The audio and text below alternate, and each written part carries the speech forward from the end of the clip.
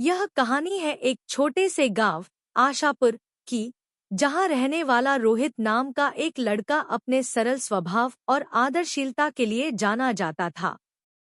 रोहित ने अपनी जिंदगी में कभी भी किसी से झूठ नहीं बोला था और हमेशा अपने परिवार के लिए सब कुछ करता था। लेकिन इस बार उसके दिल में कुछ और ही चल रहा था।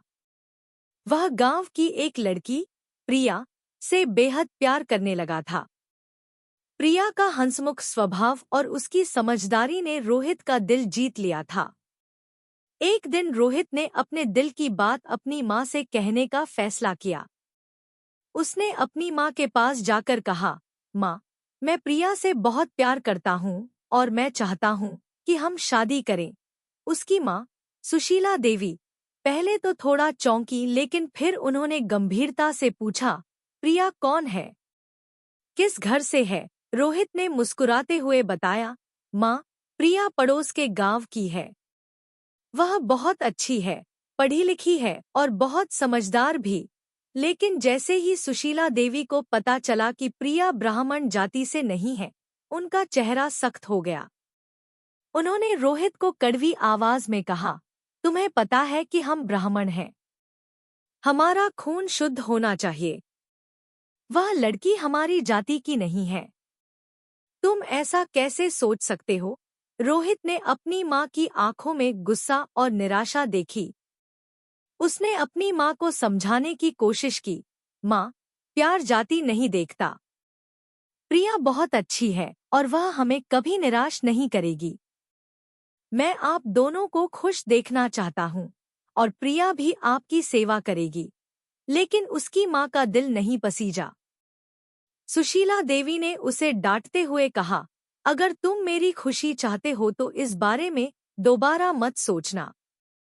मैं तुम्हें उस लड़की से कभी शादी करने नहीं दूंगी। रोहित के लिए यह बहुत कठिन घड़ी थी।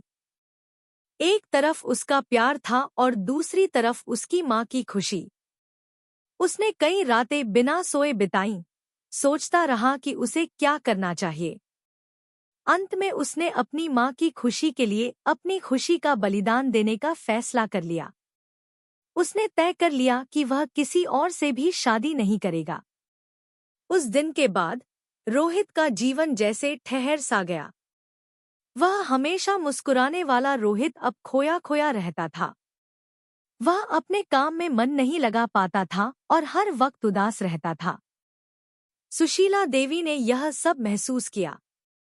उन्हें समझ में आ गया कि उनके बेटे की असली खुशी प्रिया के साथ ही है। कुछ हफ्तों बाद सुशीला देवी ने रोहित से कहा, बेटा, मैंने तुम्हारी खुशी के लिए हमेशा सोचा है। लेकिन अब मुझे समझ में आ रहा है कि तुम्हारी असली खुशी प्रिया के साथ है। अगर वह तुम्हें इतना खुश रख सकती है, तो मुझे उससे कोई समस्या नहीं है। मैं चाहती हूँ कि तुम खुश रहो। रोहित की आंखों में आंसू आ गए। उसने अपनी माँ को गले लगाते हुए कहा, माँ, आपका आशीर्वाद ही मेरी सबसे बड़ी खुशी है। सुशीला देवी ने मुस्कुराते हुए कहा, जाओ, अपनी प्रिया को ले आओ। मुझे भी उससे मिलना है। रोहित ने तुरंत प्रिया के पास जाकर उसे यह खुशखबरी सुनाई। प्रिया की आंखों में भी खुशी के आंसू थे। उसने रोहित को गले लगाते हुए कहा, मैं जानती थी कि हमारा प्यार जीत जाएगा। कुछ ही दिनों में रोहित और प्रिया की शादी की तैयारियां शुरू हो गईं। गांव के सभी लोग इस शादी में शामिल हुए और सुशीला देवी ने खुद अपनी नई बहू का स्वागत किया। उन्होंने प्रिया को अपने गले लगाते हुए कहा, तुमने मेरे बेटे को खुश रखा, इसके लिए मैं तुम्हारी आभारी हूँ। इस तरह रोहित और प्रिया की कहानी ने एक खुशहाल मोड़ लिया। उन्होंने अपने प्यार और धैर्य से सबको यह सिखाया कि सच्चा प्यार किसी भी बाधा को पार कर सकता है। सुशीला देवी भी अब अपनी बहू प्रिया के साथ बहुत खुश थी और उन्होंने अपनी पुरानी सोच को बदलकर अपने बेटे की खुशी को अपनाया। यह कहानी हमें यह सिखाती है कि प्यार और धैर्य से हम किसी भी सामाजिक बाधा को पार कर सकते हैं।